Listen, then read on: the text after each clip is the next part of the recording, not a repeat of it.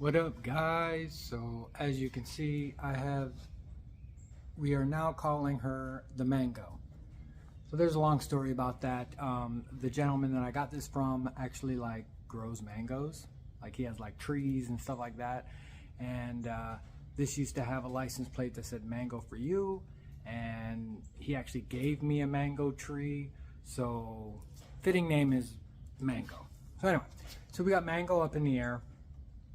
As I was looking up underneath there, I am missing a few things. Now, I'm not saying they're not in the boxes that came with this, but what I am saying is they're not clearly marked if they came for this, because there's a lot of beetle parts. Actually, I want to say 98% of everything up there in boxes is for beetles.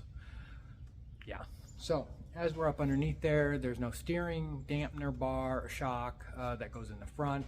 It's missing one shock on the one swing arm on this side, so on the passenger side. So I have a lot of things I want to do with this. You know, I've got the 1600 motor, I've got all the tins I gotta fit to put the motor in and stuff like this. But right now it's a running and driving vehicle. So let's start with let's start this weekend with just putting some of those bits and pieces back on. And yeah, and then we'll go from there. If we get time to start working on the tins, that's awesome. But if not, at least I haven't pulled the motor out or anything like that. We've made it more safe to drive. So we'll pause you right here. I'll flip you around, we'll walk underneath, and then I'll show you another reason why I want to swap out this motor. All right, guys, so as you can see, suspension has all been changed out, both sides. But right here, so right here to here was supposed to be a shock for stabilizing. You can see it's all been replaced up underneath here. The problem is that it's still rusting. Like, you know, they didn't protect it after they welded these pieces in. So I have to clean all that and get that all sealed up nice. But as we walk down, actually I'm kind of on my knees here walking around. We are missing the shock. It goes from there to up there. It's supposed to look like that. I have another one. Actually, I have a set, so I'm going to be swapping out the set. New brake lines all up underneath here. In the front too, all the way ran to the master cylinder. All the shifter bushings right here. I got a whole new set, but this looks like it's all already has been replaced. But I don't know, I have them, so why not? And then as I'm looking up underneath here, I'm seeing a little bit of an issue right there that I gotta fix. You know, just little things, but that's inside the engine bay. It's not up like inside the actual van itself.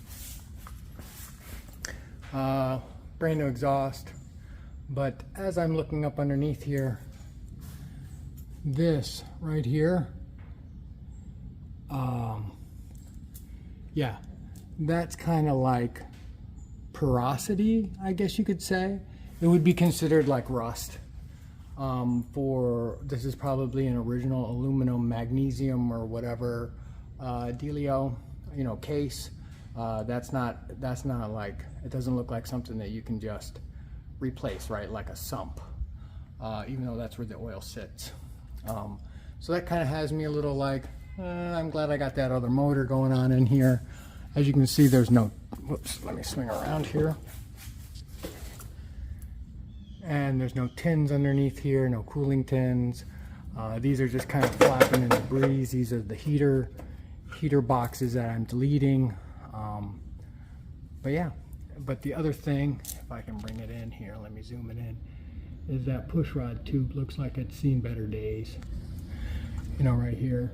I mean, it's not leaking. They don't look like they're wet at the push rod tubes. Maybe a little damp on that one right there. But those are just kind of accordion styles. As you tighten the heads down, these actually crush in. That's the way that they're held in, with those little seals. So anyway, so let me show you the parts that we got, and then we'll go from there. So what I did do is I got parts from Wolfberg West. Now Wolfberg West is more of a restoration type stuff. I mean, if you want anything, like I'm putting J-tubes on this, so it deletes the heater boxes. So they have like industrial tins that kind of go there to block off the heat. Those you would not find at Wolfberg West, because that's not what they deal with. But I did get a factory style type dampener that they make. I also got a set of rear shocks for this. So I am working after work. I just got home. So it's wet out and sticky because it was raining pretty hard. It's Florida, right? So that's just how it rains here. So what I'm gonna do is today, probably just for the next hour or so, depends on how long this takes in, and I got new hardware for it. Might as well, because that hardware is rusty, and the cost of this stuff is really inexpensive, right? So this dampener was like, I think it was like $30, and that stops it from like shimmying. They also call it a shimmy bar. And then I think this was like $4 for the hardware. Why not, right? So what I'm going to do is I'm going to try to set you up here and get up underneath there. It's not really like height-wise. I can't stand underneath here because it's a pretty big bus, and I'm already almost at the top of my lift for the roof rack, right? So what I'll do is I'll adjust you, and I'll adjust me, and then we'll take a look and see what we got going on. Be right back. So we are sitting under the vehicle. I'm going to try to set you here so you can see what I'm trying to do here. Actually, what is this?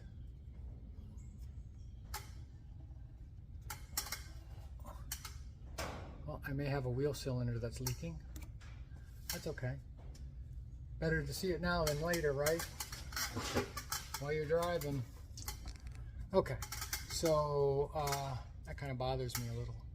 I'm gonna pull that wheel off. So anyway, so I'll point you up in this area right here. So this is where the 1 bolt would go. On this side, there's a nut on the top, and then this one just bolts into this. So this is your front beam right here. Yeah, I'll have to get a grease gun and just start greasing up everything, because it looks like there's, oh, okay. These don't even have any grease, so it's, okay. I'll grease up what I can. You know, I got one here. I should have one up here. Yep, right there. And then there's some up there. Okay, so let's get you in here. Let's see, here and here. I got to get a better way of mounting you guys around. So let's see what size these are, and then like that. So these are 17s.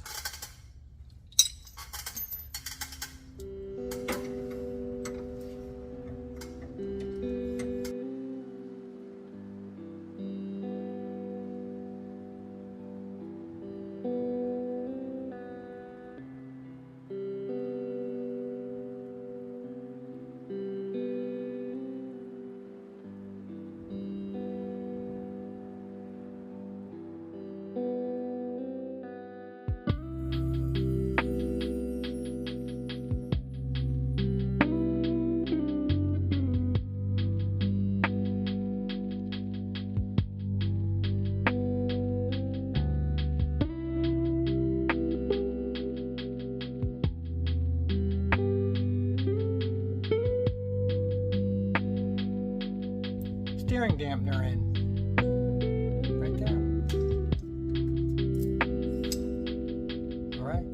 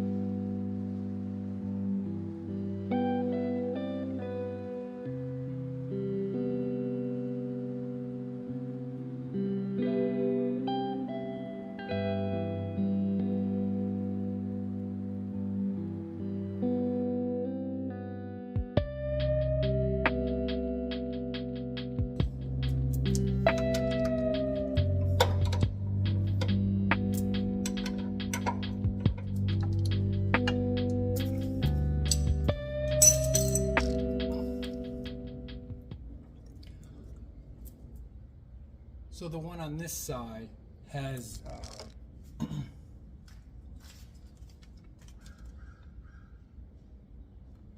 so when I bought the shocks from Wolfberg West, I also bought the shock bolts because I didn't have any on that side.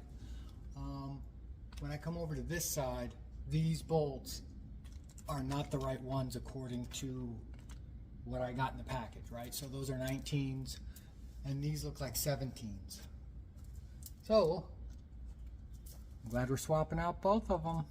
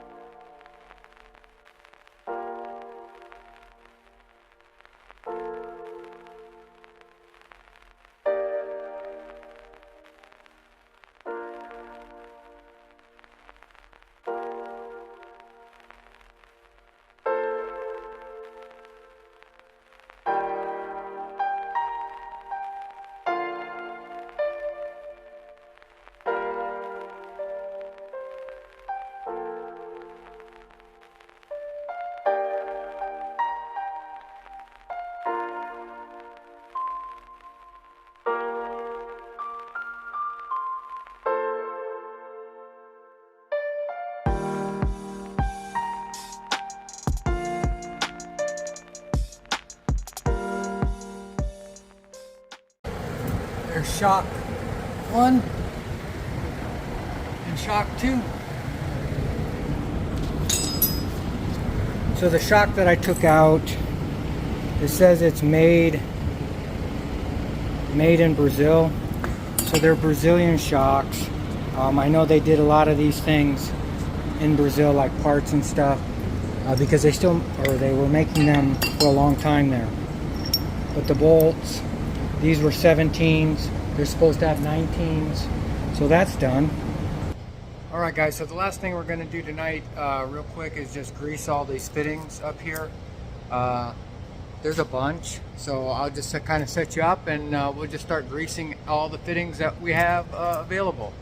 So just a little bit of preventative maintenance while she's up in the air. Well, maybe not. The grease gun stopped working. Well, I got 2 fittings out of 3, 6, 7, 8, 9 out of 9. Okay. Anyway, that's gonna wrap it up for today. Whoop, that's gonna wrap it up for tonight. So we'll see you in the morning.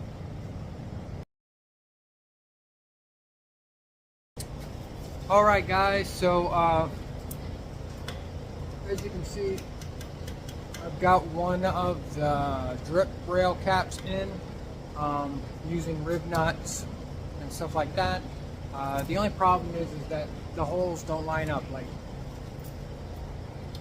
on the ones that I got from the trailer, vintagetrailers.com, they already have 2 holes in the top corners.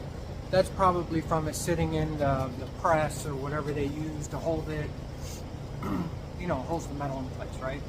So what I'm doing is I'm making at least one in the top corner fit one in the top corner, and then I'm using plecos to hold it in place, and then I go on the inside and I take my marker and I mark the holes across the top, and then I drill through. So I am using M5 rib nuts and also the screws. So they're stainless steel, but they're M5s, right? So it kind of still gives it that look of the vintageness of what this fan is, right? Are these gonna work for keeping the water out? Probably a little, because there's a lip up here, so if the water drips from here, it'll drip on here and then drip off the ends. But you know, these aren't like the originals, right? Meaning that it could have been a little wider. It could have came out a little bit wider. But you know, I'm not going to argue this.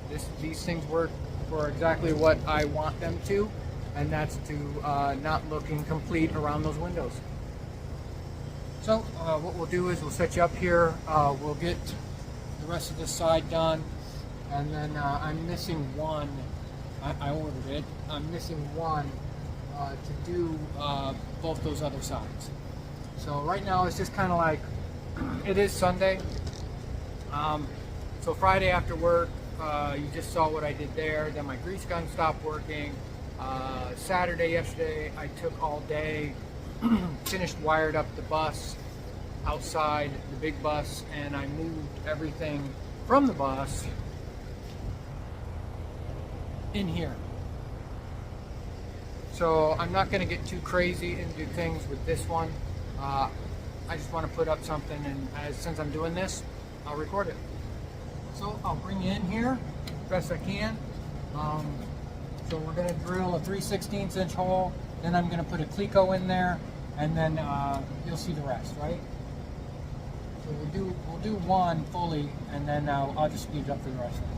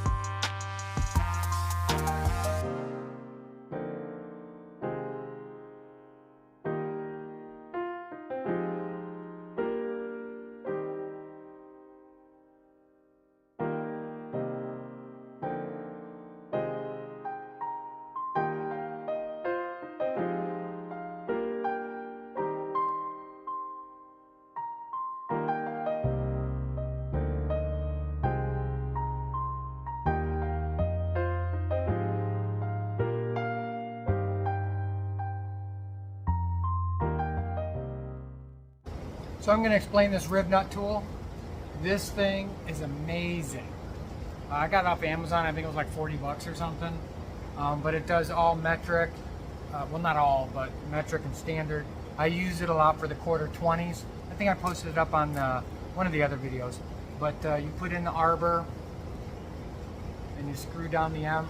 This one's an M5. And then when you put it in there, you just pull the trigger and you can start feeling it getting tighter and tighter.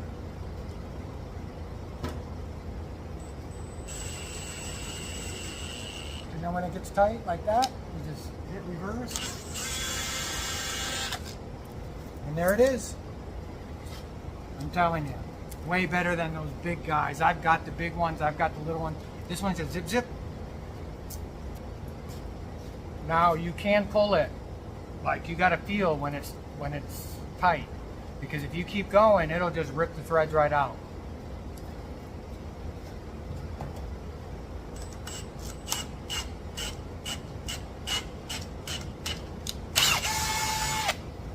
You'll feel it. You may want to try a practice one first, just so you can get the feel of the pull. Obviously these windows, you can see right there's going to be a water leak. I don't care whether with the vents on it or not. So these windows are all going to come out, and I'm going to reseal them up. Yeah, but that's at a later date.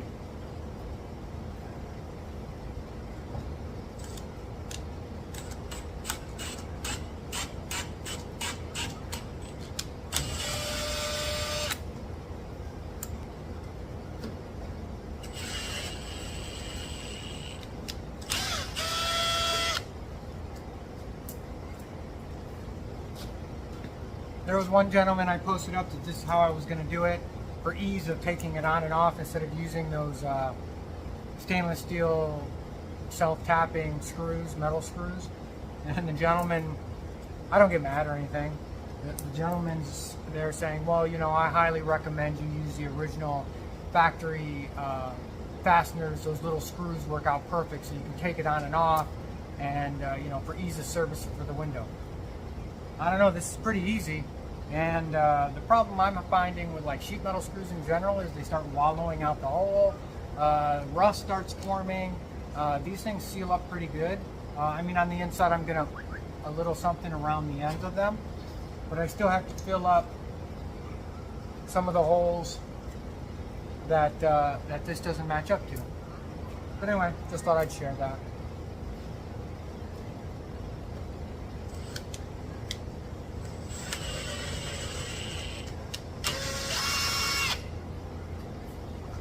At least I'm keeping it metric using M5 bolts.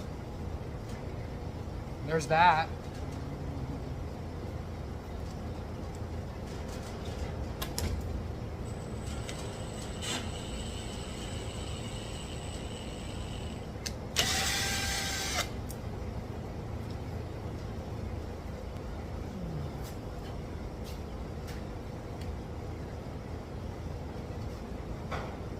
When I change these out, these seals right here, I found them. They're on Wolfburg West. They're 20 bucks each. But I don't know. I mean, I know it seals up against here. That's what keeps it closed. Once you do that and you seal it all the way around here, this shouldn't leak, right?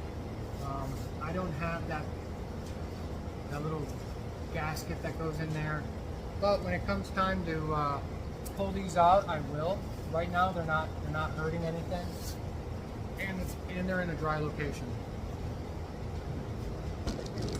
I guess just telling you why I'm not doing it right now. All right, let's do the middle one. Okay, so I've got the holes drilled here. I've got my rib nuts right in through there. After I drill the holes in this aluminum, I use one of those little guys, and I just go in and just knock the burrs off. Just because it's, I don't know, makes it a better hole, I guess. Just like that. And it just takes a second to zip them. So if I've done everything right, it should just bolt right up like that first one. I hope.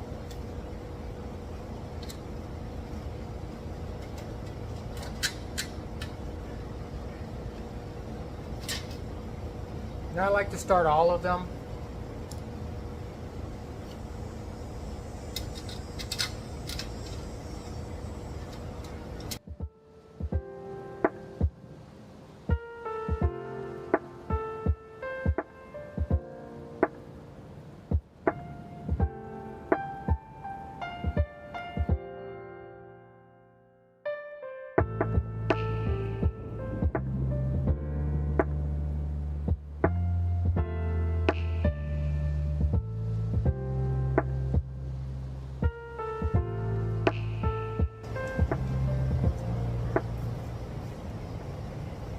And there we go. And you don't have to smoke these down like, because you know, if you try to get in there and you're like, really, you'll strip out the threads. I mean, these are only M5s. I mean, they're not really super duty, heavy structural kind of deals. So, I mean, I will be taking these back off, redoing the windows, you know, the seals and stuff like that. What I was thinking along the edge, top edge here, to seal it. So I have a bunch of this, that weather stripping. It's real thin, and it's got 3M tape. So I was just thinking of just kind of running it along there. Oops. Running it along the top. I'll probably trim it down. It's got double bubble, so I'll probably just trim it down the center here, and then so it only has that one little tiny one. Unless I find something that's real small like that. But that way it'll seal it up along there, or even if I put it below it, I guess. But anyway, it'll seal the rung there. It'll be attached to the actual drip rail, so I can take it on and off, no problem.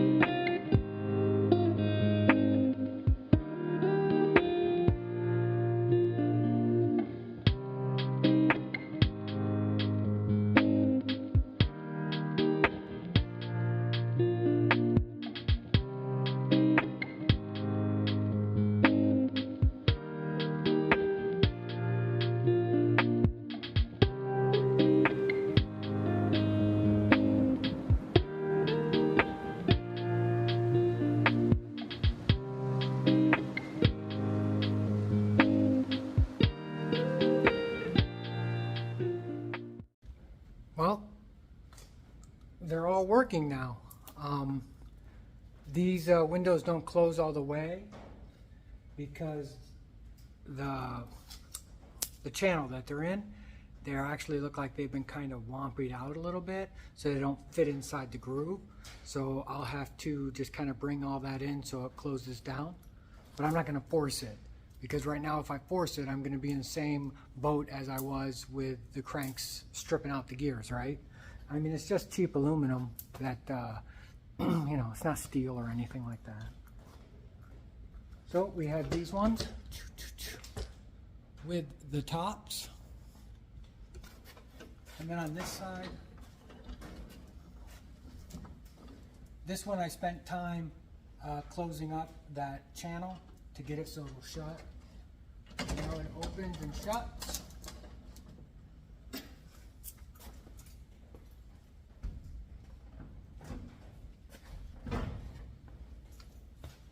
And then we already know this one works.